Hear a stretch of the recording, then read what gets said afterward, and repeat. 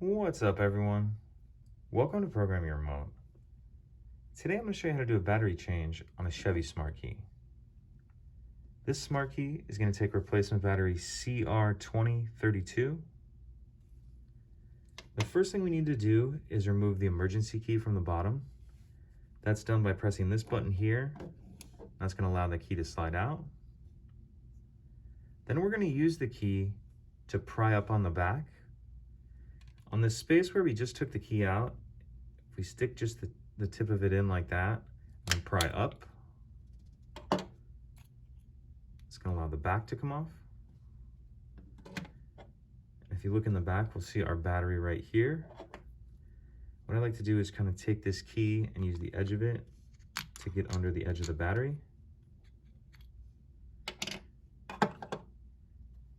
Grab our new battery, and we want to make sure that we're installing that with the plus side down,